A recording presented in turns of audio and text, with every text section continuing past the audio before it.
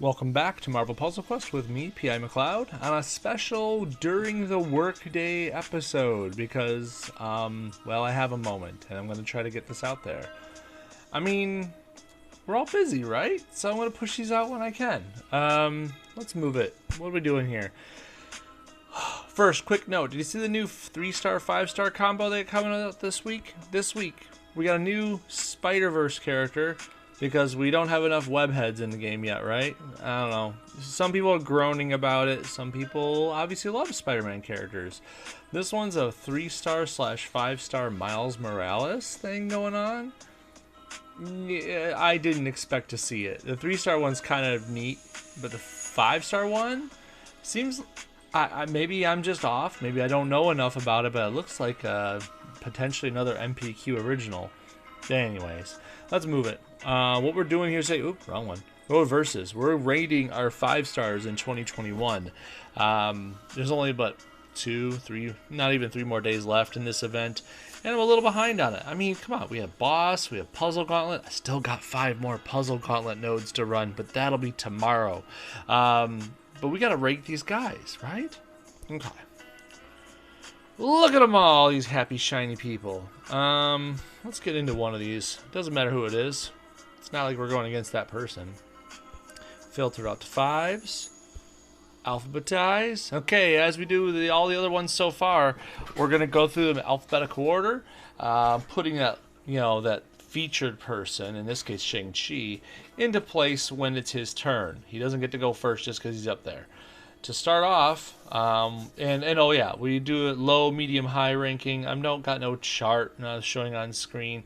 Honestly, it's not that big of a deal, and being that it's Marvel Puzzle Quest, you can make anyone shine if you use the right strategy. So, I want to say this with a grain of salt. I don't believe in rating them so specifically because sometimes a character can shine with the right teammates at their side. So, starting off with Big Wheel. Look at him. He's huge. He takes up the whole darn screen. He's also old. And I don't mean his age as a character. I mean when he was created by Marvel. He's an old character. He's been in the game, not in the game, I should say, in the game for a couple of years, but in Marvel for a long time. He's an old school villain that I don't know how they thought this was awesome, but he's somehow fused himself to some sort of Ferris wheel looking contraption with guns and stuff at it. He's just a gangster with a big old contraption, a hamster ball, if you will. But let's go talk about what he does in the game. Here's Big Wheel, or Jackson Wheel. Oh boy. What he brings to the game, besides old school familiarities to some of the old comic heads in the community, is he does a little bit more with cascades than most characters do.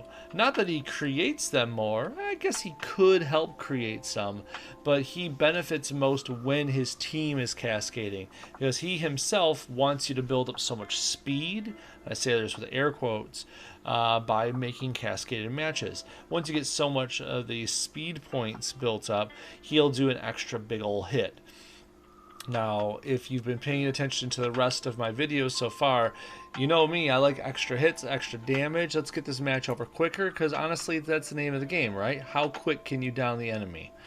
Well, it takes a lot of speed points to get that extra hit, and that's where it loses me. Let me show you. We'll start off with what makes him tick, and it's this wheelhouse. It's a passive, and every time his team makes a match beyond the first, in other words, it has to be a cascade of 2 or more, right? You get 2 speed points. If he has 10 or more speed points at the start of the turn, he spins out, rotates the entire board, and this includes lock tiles, which is weird because lock tiles never move throughout the whole game. He's one of the only characters to ever do this, if not the only. Anyways, and deals some okay damage per speed point. Actually, if you calculate the 10 speed points in, and not to mention it can be more. If you can get 12, 14, 16, 18 speed points, this gets really high. And then it reduces your speed points back down to 3, so you don't have to start so late, okay? It is a lot of damage if you think about it. I mean, this is boosted, so take that with a grain of salt. Maybe have that. You're looking at maybe 30,000 damage for a 10 speed, you know? And I'm just approximating here. But it takes that many cascades to do. Really, at the end of the day, this only really works when you have teams that thrive on cascades. If you have a lucky board or you have characters that help you make cascades, insert 5-star Wanda or Cersei for more assistance with that, because they can help you manipulate the board. Shang-Chi is good at this stuff. Obviously, M-Thor, or Mighty Thor, I should say. There's plenty of other characters. I just named some 5-stars off, but those are just ideas that come to mind to get you moving the tiles around more often and passively, honestly. Then I'm going to skip up to the green here, spin me right round, put it at 5 here. For only 6 green, so it's pretty cheap. You rotate the center 4x4 block of tiles, including locked, removing any of the special tiles, and dealing damage to the enemy team. So it's team damage, but it's actually really small team damage for being a 5-star. Then he deals extra damage to a random enemy for each speed point he has. So this is where storing your speed points up come in handy. Obviously, you probably want to do that whole, wheelhouse thing, his blue passive, as quick as you can and as often.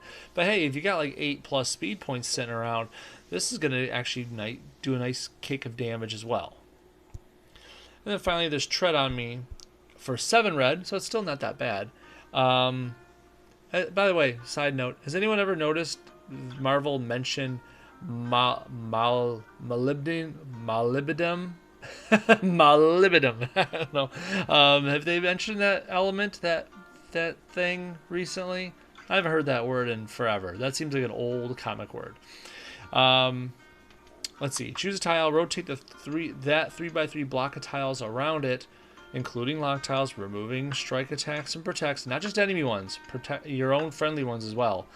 You deal some damage, plus damage for every speed point that you have. So it's kind of the same thing from before, but you're removing friendlies as well. I don't know why you would want to remove friendly tiles. I don't know, maybe you're trying to trim the fat somewhere. But anyways, it's still some good damage, and it's single damage, not team damage. At the end of the day, though, when we look at this entire class of 2021, he is easily low tier. He's relying on cascades, and when I say relying on cascades, you're kind of relying on board luck. You're relying on RNG. His abilities are all damage, and that's cool, help you get through the fights faster, but since everything relies on cascades, and if you don't get cascades, your abilities aren't doing the damage they're supposed to. That's why I put him at low. You have to rely on teammates to help you, and even then, the teammates are going to need their AP or their powers in sync to fire off with this. It's not like it's a given. You're not just automatically given cascades. That takes a little RNG to get rolling. Pun intended, maybe? Anyway, sorry, Big Wheel. Let's move on. Colossus. We go from low tier to high tier on this one. Colossus is easily a high tier character. He might not be the best in this class, but he's definitely a top contender, that's for sure. Colossus joined the ranks of other Phoenix-esque characters with his own brand of protection. 3-star Colossus didn't really do the job with his yellow because he needs a countdown out there to protect everyone. But hey, I'll back up a minute here. What are we talking about? Well, Colossus is known for his big old steel, his brute strength and stuff, right? He stands in the way of damage and protects people. He does just that with his yellow. Preservation. Colossus' match damage is increased by 126%, so he's already stronger than a lot of people around him. And then his allies take 83% less match damage, and yes, that includes himself too. So anyone come walking on up going to do a bunch of match damage? Not really. Colossus is preventing a lot of match damage. And this is the main reason everyone likes him. The Caecilius boss event for Doctor Strange's PvE? Nope. He's a pushover. Colossus could just stand there, take all that damage. As long as you don't let Caecilius get all the black AP he needs, you're fine. Colossus will protect you against everything. He's really good at preventing a lot of strike build teams. Rocket is not a problem, and neither are most of the issues around strike tiles. Now, of course, this is just match damage, so attack tiles, powers, those things can punch through your steel wall, so beware. The other two are not as important, but they're still fun to an effect. Purification for 6 black deals a good chunk of damage for just being 6 black, and creates 2 big ol' enemy strike tiles. You might think why you'd want to do that. Well, there's plenty of people out there in the game that we've talked about where enemy tiles are useful, so just keep that in mind. If Colossus is already in front, he also deals additional damage. And because he's a tank, because he's already dealing 126% extra match damage, he's probably in front. So this is a really good ability for him just for damage output alone. And then finally there's neutralization, which for 9 blue, you remove a chosen enemy special tile and up to 1 other enemy special tile, which is chosen at random. It doesn't tell you that though.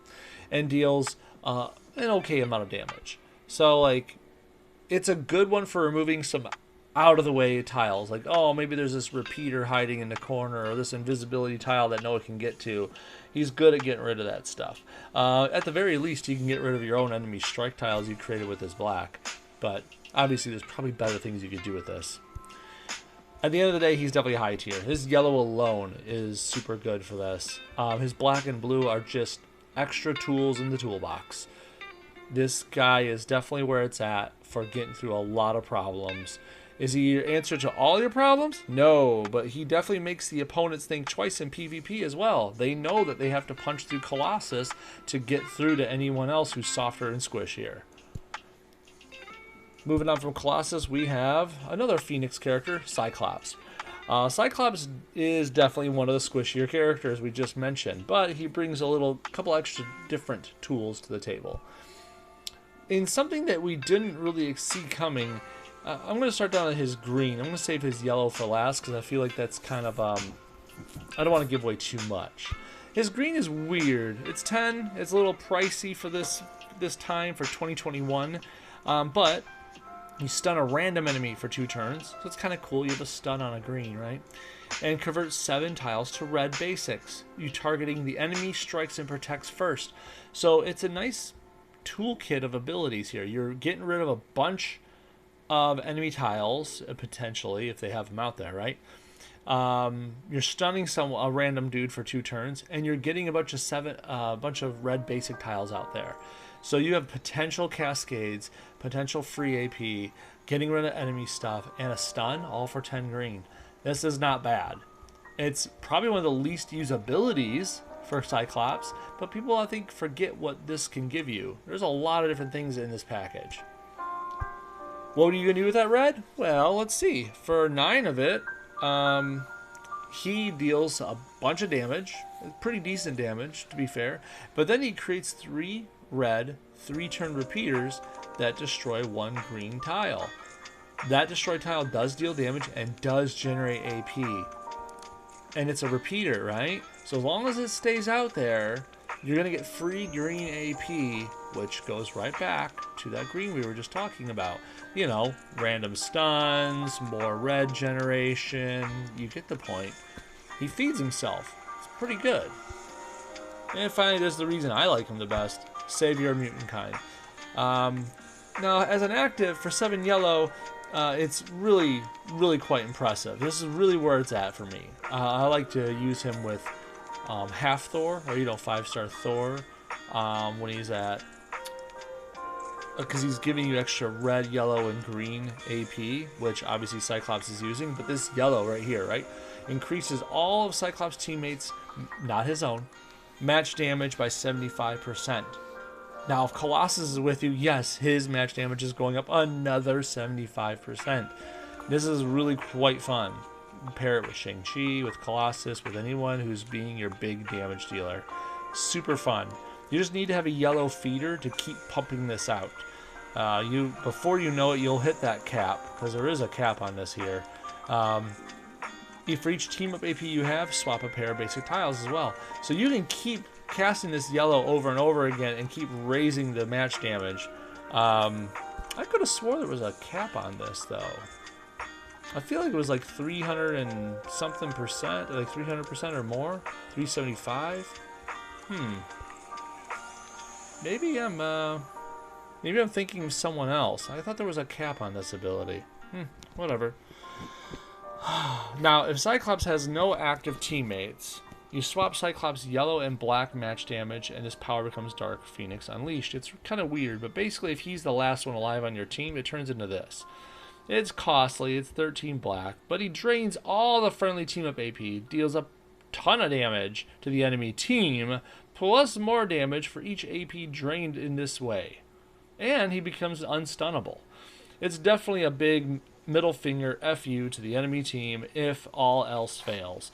But to be quite fair, it shouldn't get this far. I wouldn't even use this ability to talk about how good he is, quote unquote, because it requires your teammates to die to even use it.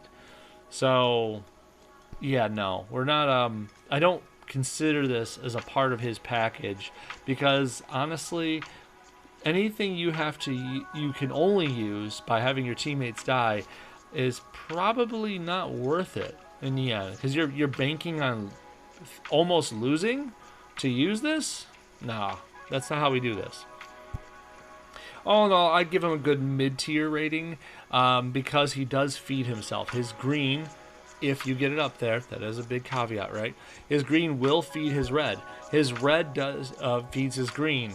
These go back and forth, and that yellow is really good for helping your teammates do more damage, hence putting Cyclops in the back, so he potentially would be last to die, and hence the black would come out. It's not a bad package overall.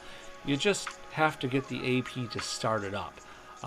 Once you start it up, you're solid. It's a pretty good package.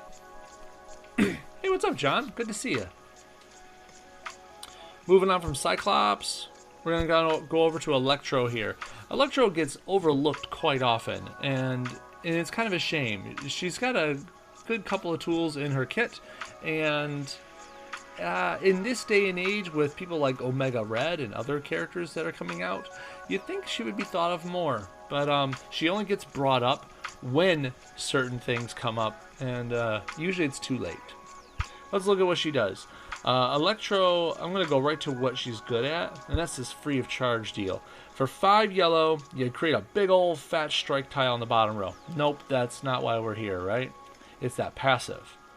When an enemy power would deal damage to Electro's entire team, you reduce that damage by a pretty sizable amount. Now remember, this is boosted, but still, you reduce the damage by a sizable amount, minimum of 1, and generate 5 yellow AP. So yes, even if your whole team just takes 1 damage each, 5 yellow AP. And now, of course, she's going to use that 5 yellow for a free of charge, make a big old strike tile, but I'm sure there's other characters you could think of that could really use that yellow. You know, just go ahead and play with that in your head for a little bit. Certain characters also constantly do team damage, don't they, Immortal Hulk or Omega Red? Moving on from that, you have Volts, Bolts, and Jolts, probably her least thought of ability. 7 green, 3 red countdowns go out there. They each range from 1 to 3 turns. When each expires, it does a generous amount of damage, honestly, for what it is, and destroys all tiles above it in its column. These tiles deal damage, but do not generate AP. It can be pretty damaging, honestly. It just sucks that none of these countdowns are fortified, and of course, they're countdowns. They can be easily matched, destroyed, whatever. So you could have wasted 7 green AP, but the odds are with you that at least one of them's going off, if not 2. So I wouldn't be scared to use it, and it's only 7 green. It's not too expensive. And finally, there's the Love of Villainy. It's 8 black. It deals a ton of damage. It's actually really damaging. Like God Emperor Doom has a good black, but hey, don't forget Electro. She's got a good one too. Does a good amount of damage, plus additional damage if there's 7 or fewer team-ups on the board. So, you know, Onslaught. Remember how he removes all the team-ups from the board? Yeah, that's a thing. Anyways, she makes it so she takes 25% less damage for each other active villain on her team. Again, I'm going to say, remember Onslaught? It's kind of a kind of a thing that goes together, isn't it? Anyways, there's definitely some fun things you could do with her, but she does rely on the enemy doing team hits to make use of her passive. So in other words, she's not going to be good against every single enemy. Her black does good damage, but only really good if there are a fewer amount of team up tiles on the board. And then the passive relies on you putting villains on the team. This green isn't so situational, but they are only countdowns. They can be matched or destroyed away. So unfortunately, Electro has a lot of buts, a lot of ifs. Nothing that's really guaranteed. You have to basically look at what's going on before you walk into the fight. Make sure who you're going against and see like, oh, it's that team. I could totally take Electro into the fight with me and do well. So because of this, I only rate her mid-tier. She's definitely capable of more, but you have to be conscious of how you're using her. What's that? An onslaught or an obvious team up in the movies or comics? That is. Yeah, it's true, John. I mean, I mean they are bad guys, but I don't think they're really. I don't know. I guess I would like to see a comic panel where they're on the same pages, but I don't know if that's going to be a thing. I think that's the point you're making, though, right? Right. Okay, moving on from Electro to Gamora. Gamora, or 5-star Gamora here, I should really say, is quite a different addition to the 5 stars. She's got a unique ability within her that a lot of people don't really talk about much, and yet they kind of just pass over her for this one reason. What's that, John? How often will there pass cross when Magneto's going after Spider-Man? I don't know. I guess they could, potentially. I don't know. Let's look at 5-star Gamora here. I'm going to dive on in. Is my music even going right now? It is. I could barely hear it. It must be a low track. The one reason I could see anyone really using Gamora, and I've used her for this purpose before too, is her yellow. For 7 yellow, this Pulse Disruption, it deals some damage to the target and creates a yellow repeater, a 2-turn one, that stuns a random enemy for 1 turn when it activates. So a 2-turn repeater that's going to consistently stun for 1 turn every time it goes off, right? There's no limit on these repeaters. You could have multiple out there. You could have them on alternating turns. That's a thing, and it's super fun when you get it working. When this tile is on the board, friendly damage cannot be reduced. In other words, Colossus, who's sitting there reducing your match damage, nope. Pulse Disruption gets right through it. There's other characters that do this as well. We're going to look at 5-star Wanda soon enough for more examples. But Gamora says, yeah, no more defense for you. I'm going to cut right through that like butter. We're getting through this. And that's why Gamora is pretty cool in my book. There's a lot of teams out there that rely on some sort of defensive measures, and Gamora gets right to the point and gets through it. Just with 7 yellow.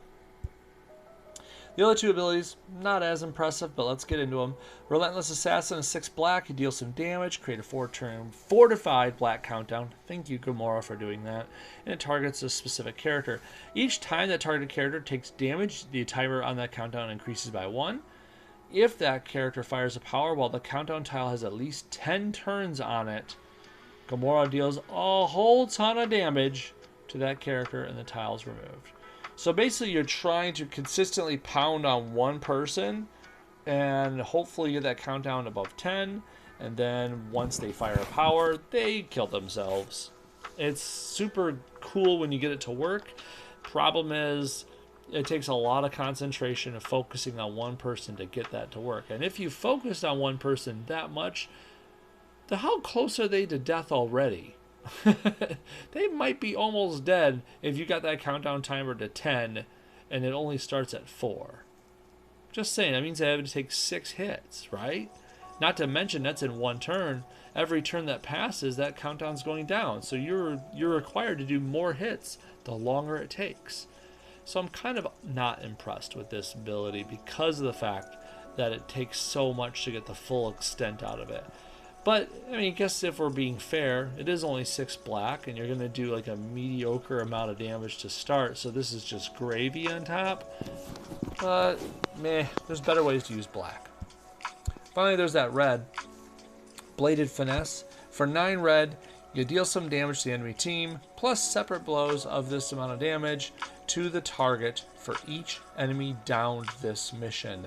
So you could do extra damage for every person down, and don't forget, it does that damage to enemy team first. So you could essentially use this to help augment the extra blows that happen. Unfortunately, in the end, I think Gamora is more like a low mid-tier. It's kind of like Electro in the fact that you kind of need her to go in against certain teams. She's only going to go in and do her thing really well against defensive teams. People like, well, Colossus, or 5-star Wanda, or anyone else with protective measures built up, right? That's what she's good at. The Relentless Assassin's pretty fun, but honestly, like I said, it's going to take a lot of hits to get that to actually happen. And that red is fun, but you're going to have to make sure you've killed a person or two to get the real full value out of it. Again, there's a lot of ifs, thens, and buts in here. Sure, she has a lot of damage output. One of her best things, though, is that Pulse Disruption, cutting through armor, and, don't forget, stun every time that repeater counts down. So I can't rate her low tier because she does have a cool stun value and it's cheap, but that's about the best thing she has going for her. She's like a low mid tier, I'd say. What's that? Does Gamora's red work across waves? If you kill 7 guys in the first wave, will you get 7 strikes in the second wave? No, it does not. We already tried that out. But and it only works to a max of 3 anyways. So, you know, each enemy down this mission. I mean, oh, if you mean like, I see what you're saying. Deals damage to enemy team plus separate blows of damage to the target for each enemy down this mission. So yes, it would work if you killed a bunch of people in wave 1, and then in wave 2 she does this.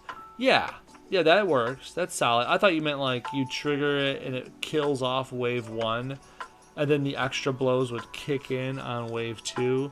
No, that wouldn't happen because not a single power splits itself across waves. But, you know, if you already killed them in wave 1, then you fired this in wave 2, yeah, that would work.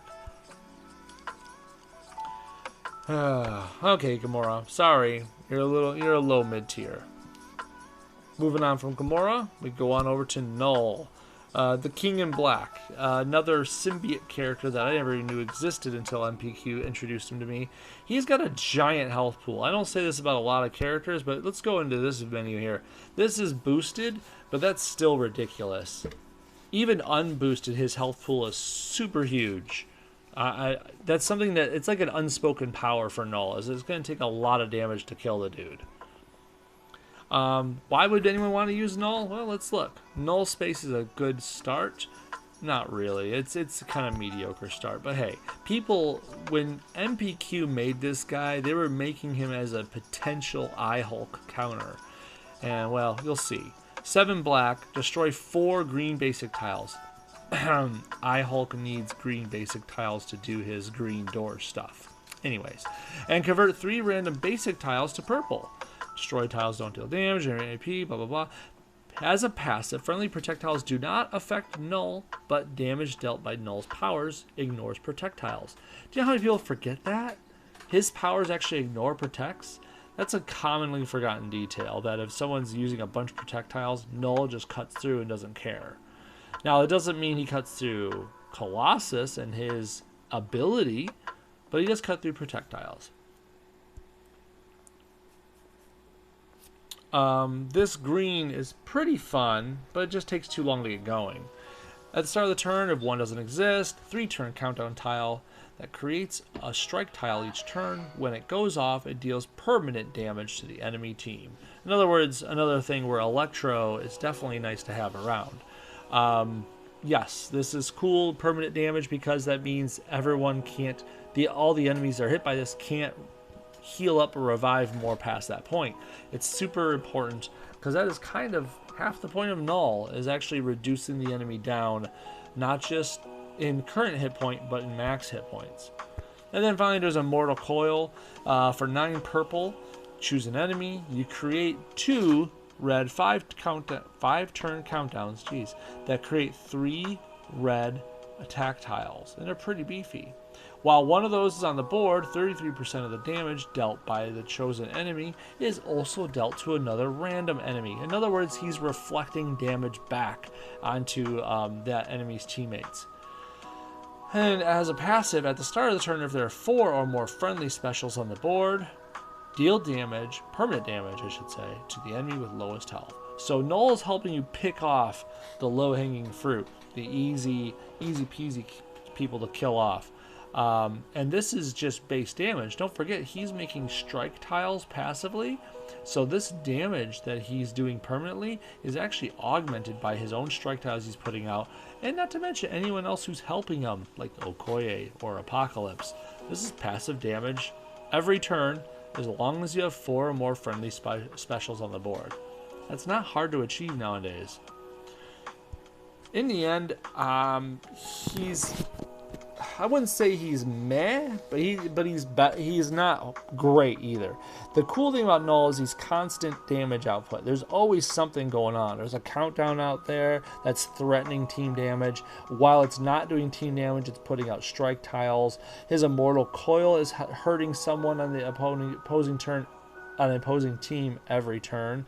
And his null space is pretty lackluster, but it's still useful in the fact that projectiles don't affect him. So there's almost no way to avoid Null entirely. Null is going to try to hurt you, and he's usually successful at it.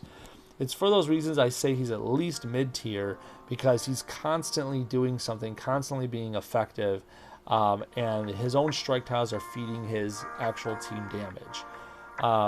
He's great at being teamed up with Kitty for boosting all those tiles as well, or other characters that make use of strike tiles, like, I don't know, anyone who likes attack tiles, things like that. He's not bad. It's easy to overlook him because there's other shiny characters in 2021, but I wouldn't say he's a bad character, that's for sure. He's just a mid-tier. You know who's not mid-tier? Odin. Odin is definitely low tier, probably one of the lowest in this class, and I did not want that to happen. You would think the Allfather would be worth more, but his pain is inevitable. Yeah, right, John. Okay, so the Allfather, he likes to play with fortified tiles, and that's good, seeing how Heimdall did the same thing, right? Playing with fortified tiles. You'd think they'd go together, right? Well, let's start off with Protector of the Nine Realms. If an enemy does at least some amount of damage, Odin jumps to the front, reduces that damage by 20% for each color of fortified tile on the board. So in other words, you have 5 different colors of fortified tiles on the board. He jumps to the front and just reduces it by a ton, and basically barely feels it. If Odin was already in front, he then fortifies 3 random basic or friendly special tiles. So he's going to make fortifications as well. Problem is getting him in front. His match damage is not that good compared to a lot of the other characters. But whatever. If he's in front, he's going to do fortifications. And if he's not in front, he has potential to jump in front and reduce damage based on the amount of colors that are fortified. Remember, Heimdall lets you pick which ones you want to fortify, so Odin could actually be more useful with Heimdall at his side. I'm going to skip down to his blue, Odin's Blessing. At the start of your turn, if there are at least 3 colors of fortified tiles on the board, you create a 3-turn blue countdown tile that each turn grants a burst of health to the lowest health ally. When it expires, it creates a random fortified strike, which is pretty decent. Other allies gain 2 levels and all powers for each of these tiles on the board. So yes, he's boosting the team. He's healing your lowest person that's out there. He's creating a strike tile when it expires, and all because you have 3 different colored fortified tiles out there. The problem is getting those 3 different colored fortified tiles out there. Odin's got to stand in front and take a hit or 2 to make sure those are put out there, or Heimdall's got to be at his side using blue actively to do this. So it doesn't, even though it's passive, it only comes out in certain situations. But it's nice when it does come out. Finally, his red, the Spear of Heaven, for 7 red, uses Gungnir, his Spear of Heaven, to deal an okay amount of damage. And the tile you choose becomes a 2-turn repeater that destroys 3 AP in the enemy's largest AP pool. And that includes team-ups. It's pretty useful in debilitating enemy AP amounts, especially when you get like 2 or more of them rolling, because there's just a lot of AP ticking away from the opponents. But it's just... Let's look at what it really is. 7 red, a mediocre amount of damage for that cost, and a repeater tile that promises cool things but could easily be matched or destroyed away, and now it's doing nothing. So there's much better uses for your red out there, but heck, if you can get them rolling, if you could fortify those repeaters, which is possible with Odin and Heimdall, right? It could be fun. You could actually have some good times debilitating the enemy team. It's just, that's just something else you have to plan for, and it's not like it just happens accidentally. In the end, though, he's very meh, very low tier, I'd say. He has cool defensive capabilities, good ability to help out his team, but he needs to be more of a tank to really have that shine through. And it doesn't happen as often. There's a lot more characters that do higher match damage, that have more health, that do more than Odin does, and hence that kind of takes away from Odin doing what Odin should be doing. So, sorry, Allfather, but we're going to skip over you. After Odin, we got Ronin. Ronin's kind of a mixed bag. There's a lot of potential in here, but again, much like Electro or Gamora, you have to have a specific purpose going into battle. I don't feel like you could just throw him into any fight and expect a win. He suffers from something similar to like Valkyrie or because it's close to Valkyrie, and the fact that he is looking to hunt down one specific person, and if that person isn't the most immediate threat, well, now it's a problem. Are you going to fulfill Ronin's desires, or actually try to, go after the enemy that's threatening you the most on the enemy team? Judgment Call does this stuff here. At the start of the battle and every turn, he creates a 3-turn fortified countdown tile, if one doesn't exist, right? Targeting a random enemy. While it's on the board, your matches against that enemy deal 100% more damage, and matches against other enemies deal 30% less damage. So it's hindering you against other people that could be the real trouble. When this tile expires, you deal a bunch of damage to that enemy, though. So it is 0 cost, it's a passive, and it could deal a ton of damage to a random person that is troubling you, isn't troubling you. This could be a thing. It is fortified as well, so these are positives. It's just, it's not guaranteed. People know this about Ronin, so when you go into a fight with Ronin, you best believe he's probably one of the first ones targeted, because everyone knows how this Judgment Call works. So is it going to, on a defense, is it going to actually be useful? Probably not, unless you have someone else detracting from that attention. Uncompromising Power is a really good ability, probably one of his hallmarks. You need the AP to start it up. For 6 blue, you get 2 random 2-turn repeaters that create copies of themselves on random basic tiles. That's what they do. When you match or destroy one of those, you deal an okay amount of damage for this tile and for each other uncompromising power tile on the board. In other words, when you first cast it, it's not going to do much. You have to let them sit there and duplicate themselves for a while. But once they've duplicated a couple times, that's a lot of damage just for matching tiles. It's cool to get it out there and to roll with it, but it's not immediate gratification. So keep that in mind. And then there's his red. Swift Hammer of Justice. For 8 red, you have some okay damage to the target and some meh damage to any enemies who've dealt damage to Ronin last turn. But here's the kicker. If all enemies were damaged by this power, in other words, if Ronin felt pain from all 3 enemy targets, and then you use the Swift Hammer of Justice, right? If all enemies were damaged by this power, you destroy a random 3x3 block of tiles, dealing damage but not generating AP. So it's fun, but you only really get the big full effect of this ability if Ronin is the target of 3 separate character attacks. It's kind of neat, but I mean, are you really saving your red and waiting for that moment for that happens? Probably not. I'm hoping you have someone else with a good red that you're going to use this on. I'd still say he's like a mid-tier character. He has good damage output consistently. He's a lot like Null in those respects, that he's got consistent good damage output. But it's random on his judgment call where that's going to go, who you have to target. And if all of a sudden you have to target someone like, oh, I don't know, 5-star Cyclops, but you have Shang-Chi or someone else at the side that you really need to kill first, well, are you going to do that? Are you going to switch targets and go against that judgment call? Or are you going to comply and let Shang-Chi bash you in the face a few times? I don't know about that. That's why I bring him down to mid-tier. He'd probably be better if he didn't have that holding him back.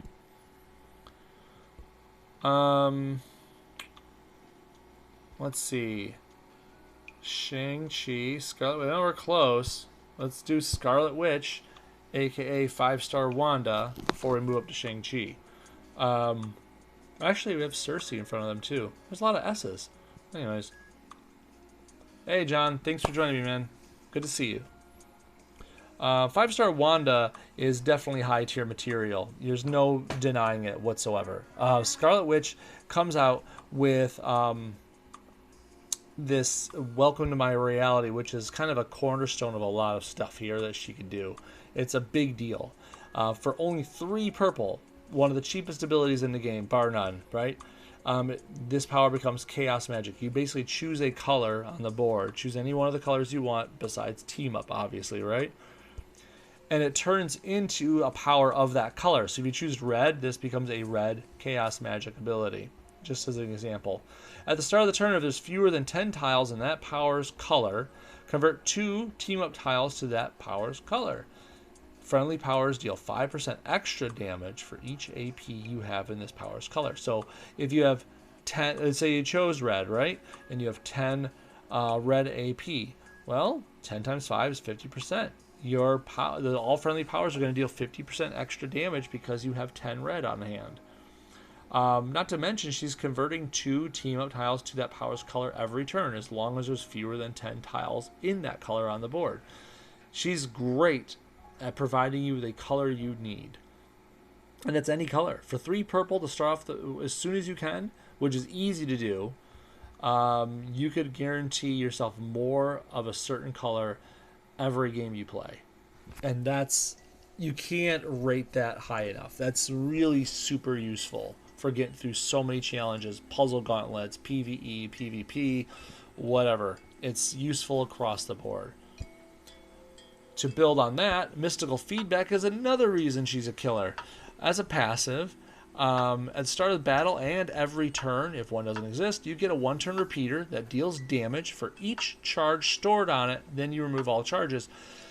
When an ally takes damage, and it includes herself, a charge is stored on the repeater tile. Allies take 40% less damage for each charge stored. So if you get hit, and then hit, and then hit, and a hit, and then the attack tiles hit you, and a passive hits you, whatever, right? Each of those is storing a charge on this, and you get 40% less damage coming on in for each charge stored, down to a max of 80% off. And then don't forget, 5,283 damage according to this little screenshot here, or, less because it is boosted after all. Excuse me. For each charge stored on it. So it's going to let loose every turn all the charges stored on it. You're going to have passive damage output, passive damage resistance, and all because this repeater is sitting out there. Obviously, the way around this power is to destroy that repeater every turn you get. But now you're dictating the enemy's matches. The enemy has to match that repeater away if they don't want to deal with those repercussions. They have to deal with it somehow. And that's another thing that makes Wanda really super annoying. Finally, there's Debilitating Hex. Often overlooked really easily, but don't do this. This ability is the main reason I'm able to get through some of the chasm fights we get through. For 9 blue, choose an enemy. That enemy, well, first you get a 5-turn blue countdown tile that targets an enemy. There we go. While it's on the board, that target's powers are lowered by 4 levels. And that enemy takes 60% more damage from friendly powers for each hex tile targeting them. Even at level 3, it's just 55% more damage from friendly powers instead of 60, and the countdown is 1 turn less. But hey, her passive here says whenever you make a purple, blue, or green match, the tiles in duration is increased by 1 turn. So really, lowering it down isn't that big of a deal. Why is this a big deal? A lot of people's abilities rely on being level 5 to get that full punch out of it. Imagine Colossus with that yellow where he resists damage and he does more match damage. Now lower him down. Sure, he still has some resistance and some extra match damage, but it's very little compared to what it was before. Debilitating Hex on Chasm. He used to require, well, before any nerf comes out, right? He used to require 3 Abyss tiles to revive. Now he requires 5 because Debilitating Hex is on him. That's pretty cool. Debilitating Hex can really change the game. Not only is it going to make people's powers weaker, but it makes them less effective, less efficient. And so don't overlook this ability. Even though it's probably her most lackluster one, it's still a good one. Overall, Scarlet Witch is a easy high tier, if not highest tier in 2021. It's really hard to say. It'd be a toss-up between her and one other character, but I think you know who we're going to talk about. Moving on from Scarlet Witch, we're going to move over to Cersei. Side note, she's my only 5-star besides the 3 latest that I don't have champed yet. Super annoying, but she's favorited. I'll get her there one day. Cersei comes in with a super interesting kit where she wants you to do cascades. She wants to feed your team things to help you out. She's definitely a support character through and through. Cosmic Purpose tends to that. For 3 purple, again, super cheap, you choose a color. She converts 5 tiles of that color to other random colors. And this power becomes Cosmic Path in that chosen color. New tiles are 50% less likely to be in this power's color. In other words, if you choose black, for example, you're going to get a lot less black tiles on the screen. It's just not going to show up nearly as much as they did before. At the start of the turn, if there are fewer than 5 tiles of that color that you chose on the board, she then creates a big old strike, attack, or protect tile, depending on the color we're talking about. So basically, when you go into the fight, you take note of which color your team can do without. Like they don't need purple or they don't need yellow or whatever, right? And then you cast this and choose that color that you don't need any of. Now, there's a lot less of that color that's going to show up ever. And this means more cascade potential for you. So, yes, she is good with Big Wheel. She is good with other characters like Shang-Chi, and you get the point. Moving on from there, the Gift of Transmutation for 9 green. You choose a color other than green. She converts 6 random tiles to that color, then fortifies all friendly special tiles in that color, and increase their strength by a sizable amount. It's really good, honestly, but it is a little pricey at 9, especially for a power that isn't doing any direct damage. You would kind of expect something else, but, I mean, let's look at what it is. For 9 green, you get 6 other tiles, non-greens, changed to a color of your choice. So, I don't know, if you pick yellow, right? Well, all of a sudden, there's going to be 6 random tiles turned to yellow. It's good cascade material on top of her own purple that's already pretty good cascade material. The fortification of special tiles and increasing their strength is kind of like, I don't know, the cherry on top, but probably not relying on that stuff with her. I don't see her being good with special tile teams, but hey, I'm still new to her because I don't ever champed yet. Had bad luck when she came around to the game. Don't know what it was. Finally, Eternal Life. I think people forget that Cersei can be immortal. So whenever her team makes a match 5 or greater, she creates a 3-turn fortified countdown tile. So it is fortified. Okay. When it expires, deal damage to the enemy team. That's awesome. Team damage. And then if she becomes down while one of these is out on the board, it gets removed and revives herself with, well, let's bump this up, right? There we go. Revive her with 50% health. That's pretty cool. And all you need is a match 5? That's awesome. Match 5s happen pretty commonly. There's a lot of characters in this game that can help manipulate the board. We just talked about Scarlet Witch and how her purple can help you add more of a certain color to the board. Cersei herself can help remove more of a certain color than the board. You could totally use this to your advantage to make sure you're throwing out these fortified countdowns more often based on match 5s and having some fun with them. In the end, though, I think she's probably only like a mid-tier, if only because of the fact that it doesn't guarantee anything. It's kind of like Big Wheel. In the fact that Big Wheel relies on cascades and stuff to be effective. Cersei's relying on her teammates to make use of the situation she's providing. Cersei isn't doing a ton of damage herself besides those countdown tiles. She's providing AP benefits for her teammates. The cascade potential through her gift of transmutation, other things like that. She's basically being an effective support character without, with a lot of good passive use. That's really what she is at the end of the day, and I think she's cool for that, but you have to go into the game with a plan. You can't just like throw her in there and expect her to work. Let's move on from her. Now we can finally pull them out. Phrasing, right? Shang-Chi.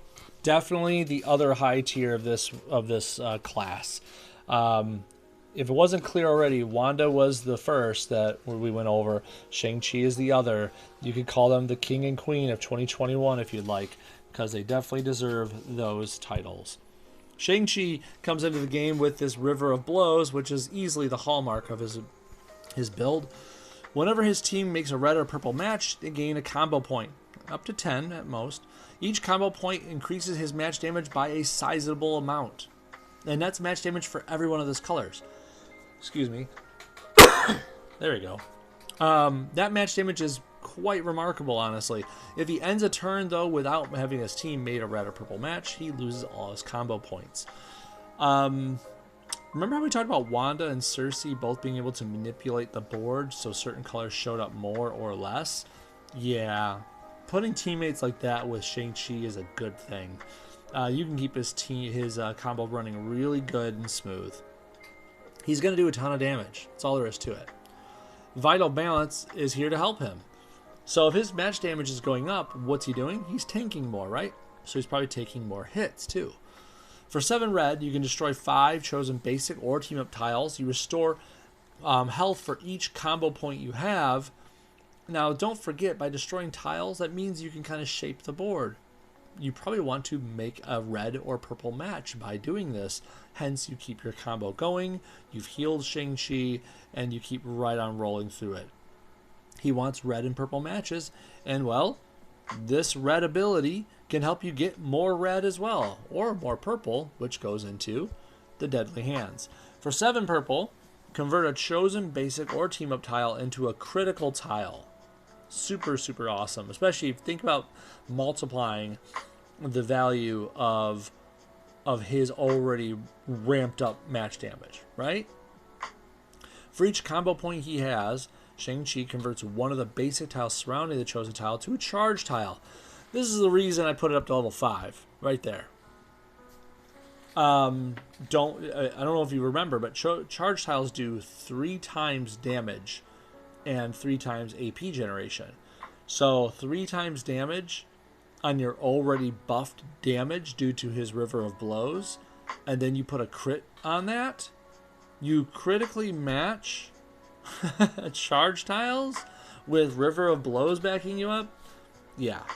This ability, bar none, is one of the best abilities out there mixed with River of Blows because of so much damage. You can get 6-figure damage easy in a blink with this. It's not hard to imagine. The cool thing about Shang-Chi is this is really fun in a player's hands But on defense, the computer doesn't know how to run it.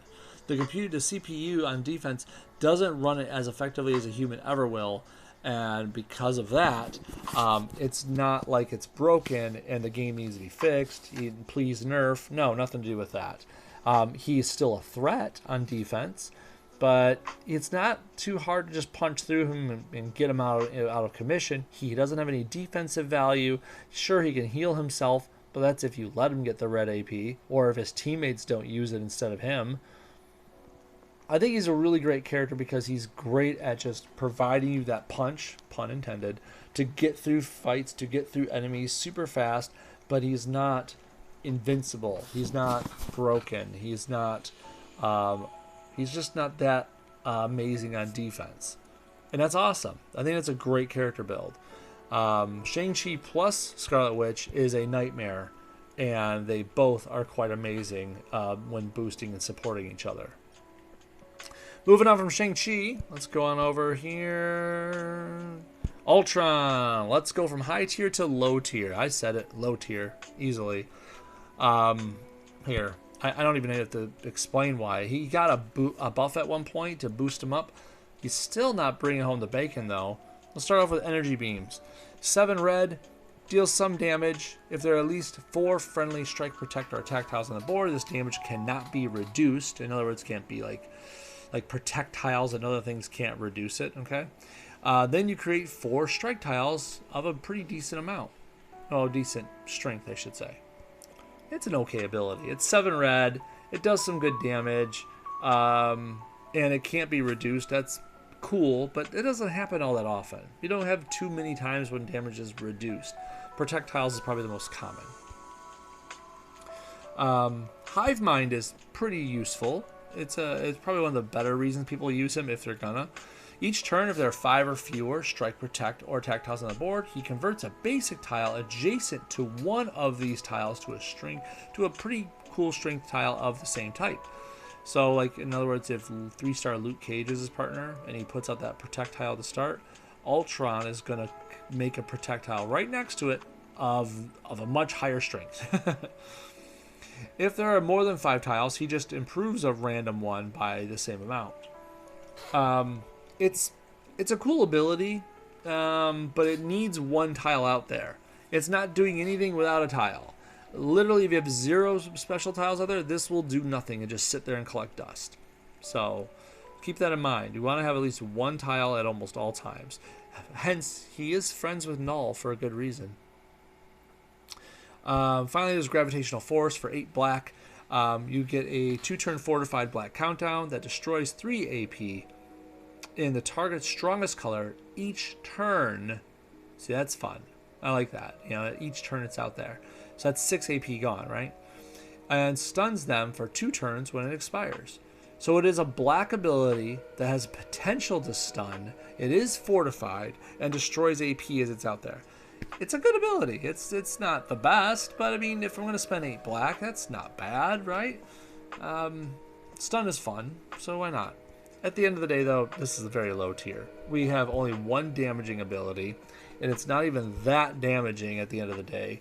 It's 7 red. Remember, this is a boosted number, so this is actually a lot less in reality. And yeah, the strike tiles they're nice, but I don't plan on using Ultron just for his strike tiles. Hive Mind is where it's at, but you need to make sure you're using them with a character that supports that. Gravitational Force is more like just a cherry on top. It's just not a package that goes together well. You kind of need a team surrounding him to make good use of Ultron. And that in and of itself is just, that's not solid. You're relying on too many outside sources to help him win. So no, that's a low tier. Finally, we have Yellow Jacket. Yellow Jacket is probably, he's not the first to do this in 5-star land, but he is probably the best at it right now. He brings invisibility, and he does it in force. Let's start off with this black, Cross Your Heart. For 6 black, restores a pretty decent amount of health and adds a lot of damage next time he fires a power. I mean a lot of damage too. Remember, this is boosted, but still half of that is a lot, right? Next time Yellow Jacket fires a power, if you fire it while energized, it restores more health and removes energized. You might wonder what energized is. We're getting there. For 6 blue, you get that shrinking feeling. So he goes invisible for 2 turns. There is no invisibility tile. I want to note that. Remember Onslaught goes invisible too? Well, Onslaught has invisibility tiles and you can get rid of them pretty easily. This guy doesn't get that. He is invisible bar none. That makes his invisibility a lot better. While invisible, his powers ignore protect tiles and deal a good amount more damage, and his base match damage is increased by a decent amount as well. If he makes a black, blue, or green match while he's invisible, he stays invisible another turn. Yeah, he's pretty good at being invisible. Black Suit Spidey went invisible, but he only did it when the enemy's stunned. Onslaught goes invisible, but his invisibility tiles are easily removed or countered somehow. But Yellow Jacket, his invisibility is pretty awesome. It sticks around a while too. Finally, there's Sting Like a Bee for 8 green. You get 2 separate blasts of damage. If Yellow Jacket's invisible, you also destroy 4 enemy strike, protect, or attack tiles. These destroyed tiles do not deal damage or generate AP. The blasts of damage are pretty nice. It is 8 green. You gotta have that damage for the real number, right? But it's that when he's invisible, you can also get rid of some enemy stuff. That's pretty cool. It's just obviously you might be helping the enemy because destroying tiles sometimes is what they want you to do. Just gotta be careful about that. So remember this energizing thing back here? I just want to reiterate. You only energize yourself with his own black. Okay? So the green doesn't do it. The blue doesn't do it. It only happens on this black. So if you cast this 6 black ability to cross your heart, you energize him and you add that damage the next time he fires a power. If you fire this power off while he already has it active, it just restores more health and removes the energized effect. So he basically has another way to get more health restored back. But let's face it, you probably want to add the damage to your next hit, right? More often than not, you just want to fire this off, then fire a blue or green to really hit someone. Anyways, I figured I'd go back and touch on that because I mentioned energized and I didn't really get into it. At the end of the day, Yellow Jacket's probably a good high mid-tier. His powers are all pretty cheap. Invisibility can stick around nearly forever. And his abilities, they all boost each other. He gets boosted healing, boosted damage output. His invisibility sticks around longer by making the color matches that he likes. He can demolish enemy tiles with one of his powers. He's got a good kit. I wouldn't count him out. I'd definitely say he's a high mid-tier. And that's it. That's the 5 stars of 2021. We definitely have our king and queen with Shang-Chi and Scarlet Witch. But, yeah. There's a bunch of other good contenders in here. Don't forget Colossus or Cyclops. Electro is definitely useful at times. Ronan can be a threat, but has a wild card nature to him. There's other things to do in here, but obviously if you're in PvP land and you're high in the 5-star area, you probably already noticed Shang-Chi and Wanda are everywhere. Well, thank you for joining me for Class of 2021's 5-star breakdown. I'll be back probably tomorrow to finish off the puzzle gauntlet. We need to finish off those last 5 nodes, so we have to do. Thank you again, and thanks to John for joining me, and I'll talk to you guys later. Bye, everybody.